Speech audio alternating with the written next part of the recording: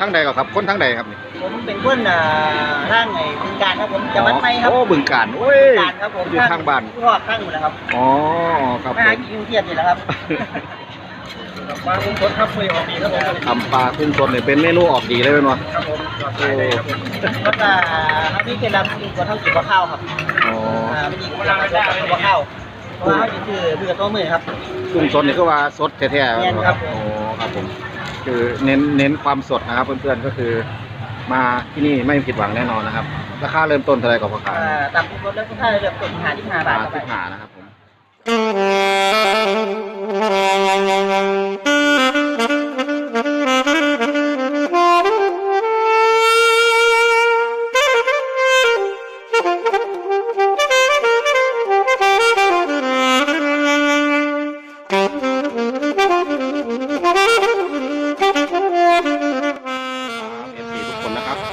ช่องพจน์คนยโสนะครับวันนี้ผมมาท่ามกลางสายฝนนะครับผม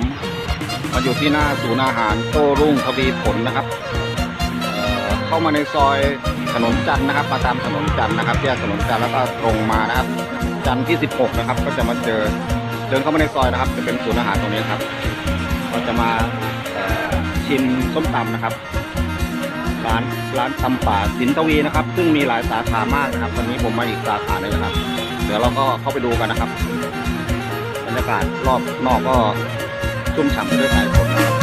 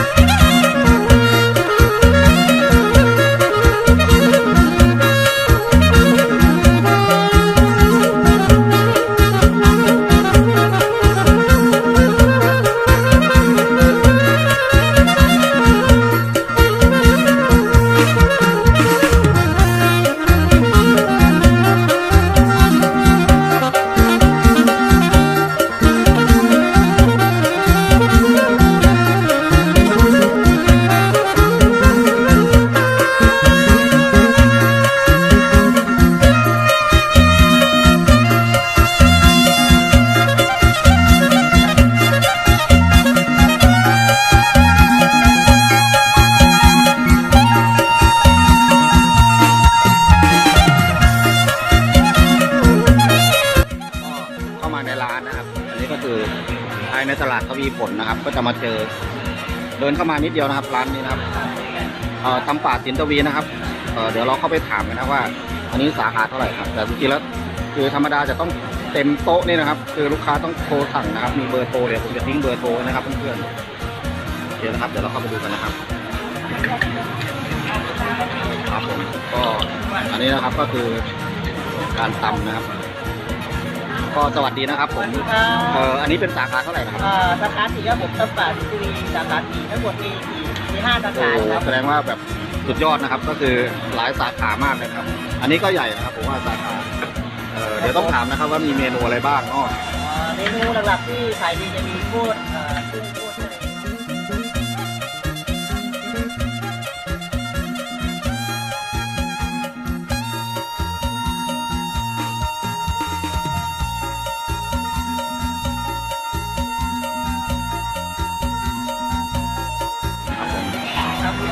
ก็เริ่มตั้งแต่กี่โมงครับเนี่ย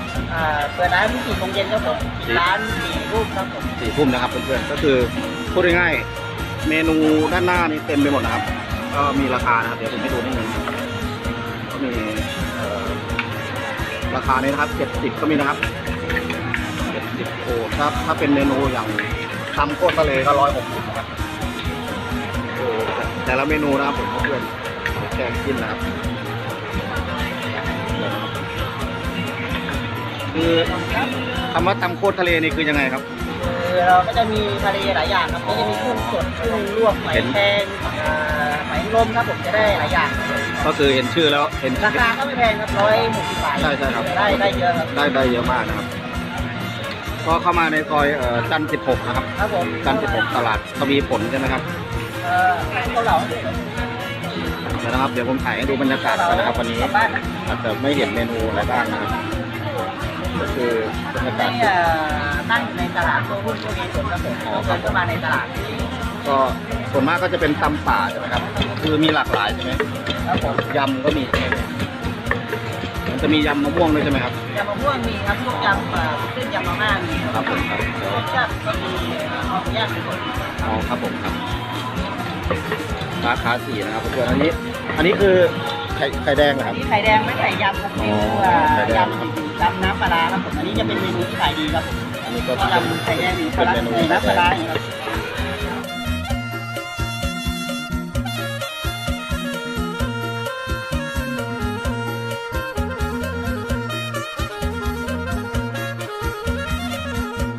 แล้วปิดประมาณกี่โมงครับ 4 ทุ่มครับผมร้านประมาณ4 ทุ่มครับ 4 ทุ่มนะครับเปิดกี่โมงนะเมื่อกี้บอก เปิดร้าน4 โมงเย็นครับผม ครับผมเดี๋ยว ร้าน4 ทุ่มครับผม เดี๋ยวยังไงใครสนใจนะครับร้านตำป่าสินตรงทั้งใดครับคนทั้งใดครับ ผมเป็นคนร่างในบึงการครับผมจังหวัดไม่ครับ โอ้บึงการโอ้ย บึงการครับผม อยู่ข้างบ้าน รอบข้างอยู่แล้วครับ อ๋อครับ มาหากินเกียรติอยู่แล้วครับ โอเคครับก็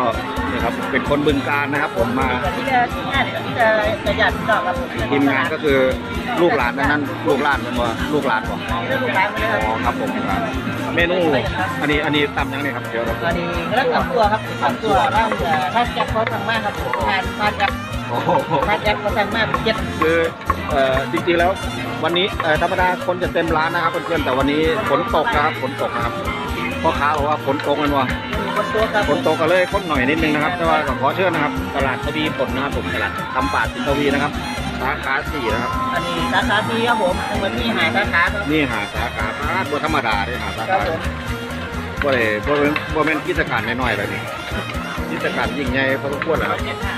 อันนี้ตำยัง อั ไง น ครับ นี้ตำปลาคุ้งรสครับผม ตำปลากุ้งสดนะครับเดี๋ยวเราก็มาดูกันนะครับว่าตำปลากุ้งสด อันนี้พนักงานก็เป็นพี่ๆน้องๆกันใช่ไหม ได้ครับ อ๋อ รับออเดอร์ด้วยรับออเดอร์อะไรแมน มีออเดอร์นะครับมีเบอร์โทรใช่ไหมเดี๋ยวเดี๋ยว มีไลแมนแกมเป็นดาบโอ้สามารถตั้งไหนเลยครับ โอ้มีไลน์แมนนะครับเดี๋ยวผมไปดูนี่นะครับคือช่องทางในการสั่งอาหารนะครับเดี๋ยวผมต้องถ่ายวันนี้ก็ตำอะไรนะครับตำปลาสดตำปลาสดครับตำปลาสด เอาผมปักเข้าไปชื่ออะไรนะปัก เวลาสั่งปุ๊บก็จะต้อง เป็นออเดอร์อะไร มีออเดอร์นะครับ เป็น อ อ อ อ เด เด อ อ ร์ ร์ความดีมันเป็นที่ตั้งไลแมนตั้งแกมมากเลยผมเป็นคนเป็นคน เป็นระเบียบระบบพอสมควรนะครับบริเวณธรรมดาครับร้านตำป่าสินทวีนะครับ ก็เมนูเด็ดหลากหลายมากนะครับเต็มหน้าร้านเลยจนผมอ่านไม่หมดนะครับวันนี้มาฝนตกด้วยอันนี้เท่าไหร่ครับพ่อค้าตัวนี้ 5 บาท ถุงนี้เท่าไหร่ครับ 5 บาท 65นะครับตำเขาเรียกตำอะไรนะกุ้ง สด ตำป่ากุ้งสดนะครับ รสน้ำกะปิเครื่องปลากุ้งย่างแล้วก็ได้รสกับไม่น้ำ อ๋อ ถ้าตับรสย่างเดียวกัน5 บาทครับ อ๋อ ปลา ค ก็ รับ ได้ ไม่ บาท โบแพงครับ เขามีเดินต้นมีราคา30 บาทอันนี้ตับที่นี่เป็นตับแค่หมู40 บาทครับผม ครับ ตับให้ตับแค่หมูครับ เดี๋ยวผมตำก็ตำให้นี่ครับ อันนี้ตำอะไรครับ ตับแค่หมูครับ ตำแคบหมูนะครับ อันนี้ของเย็นครับแล้วก็คอหมูย่าง เรียกได้ว่าบรรยากาศด้านหลังร้านนะครับ อันนี้ก็คึกคักครับแต่อันนี้คนอาจจะประวางนิดนึงนะครับลูกค้าก็มีปากปลายนะครับแต่จริงๆแล้วเต็มร้านนะครับโต๊ะไปถึงโน้นเหรอครับไม่บอก ใช่ครับผม โอ้โต๊ะยาวนะครับ ก็คือ ลูกค้าเยอะก็ต่ออีกได้ครับกินครับอะไรอีกครับจัดเที่ยงจัดเสือได้สิมาครับจัดเสือจัด อ๋อ อย่างที่โผล่อะไรโผล่เดือนสิงหาใส่ผ้าแม่มานั่งทานได้ทียำไข่แดงที่ส่วนหนึ่ง อ๋อมีโปรด้วยนะครับ ยังจัดงานวันเกิดที่ร้านได้ที ก็มีจัดงานวันเกิดอะไรมีหมดใช่ไหมครับโอ้คาถา มะกองสีอะไรของแก้ว เอาเค้กเลยนะครับ ก็ธรรมดานะครับอันนี้คือตำแคบหมูนะครับหอมหวนมาถึงนี่นะครับ แท่งครับ20 บาทครับ อันนี้40 บาทนะครับเมนูนี้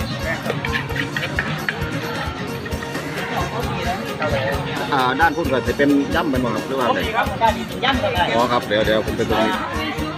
ฝั่งนี้ก็จะเป็นยำนะครับ ผมก็จะมียำอะไรบ้างมียำอย่างเนี้ยครับ ย่ำอะไรบ้าง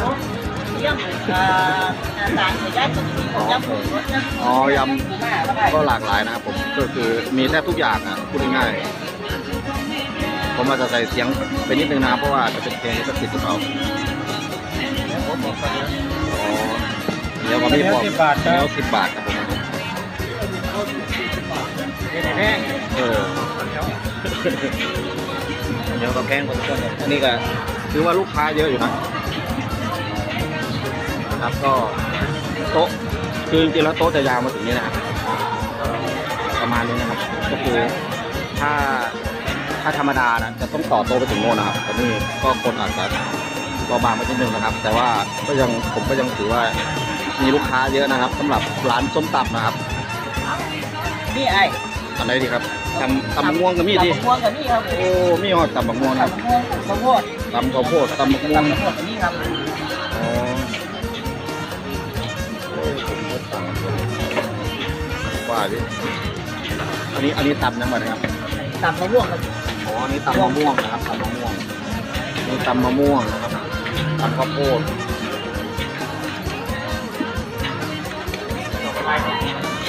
ปลาคุณทำไปออกดีแล้วครับ ตำปลาขึ้นต้นเนี่ยเป็นเมนูออกดีเลยไหมมั้งโอ้ ก็จะมีเคล็ดลับที่ว่าต้องกินกับข้าวครับ อ๋อ มีเคล็ดลับที่กินกับข้าวเพราะว่าคือตัวมือครับ กุ้งต้นนี่ก็ว่าสดแท้ๆ แน่นครับ โอ้ครับผมคือเน้นความสดนะครับเพื่อนๆก็คือมาที่นี่ไม่ผิดหวังแน่นอนนะครับราคาเริ่มต้นเท่าไหร่ก่อนครับ ตำตัวเลือกที่ถ้าเลือกเป็น55 บาท ที่หานะครับผมกับโบถือว่าแพงครับเพราะว่า แพงครับ สมัยนี้มันส้มตำผู้หลายพอสมควรนะครับ ก็ขอเชิญนะครับเพื่อนๆที่ทำป่าสินทวีนะครับ วันนี้ผมมาถ่ายอาจจะไม่เน้นเมนูเท่าไหร่นะครับ ก็คือเป็นการแนะนำร้านเนาะวันนี้ ครับผมอันนี้ก็ขอฝากร้านนี้นะครับ ครับผมเอาเดี๋ยวยังไงเพื่อนๆแวะมานะครับ ที่ไหนนะครับ ก็เข้ามาที่ จันทร์16ครับผม จันทร์16 กัญชาว่ารัตครับ ศูนย์การค้าวรรัตน์ตลาดทวีผลบ่ครับ ตลาดตรงนี้ที่ผลครับผ ต ม ลาดโตลุงทวีผลนะครับเดี๋ยวผมกิ่งเบอร์โทรที่อยู่ไว้นะครับ เพื่อให้ง่ายแก่การมาชิม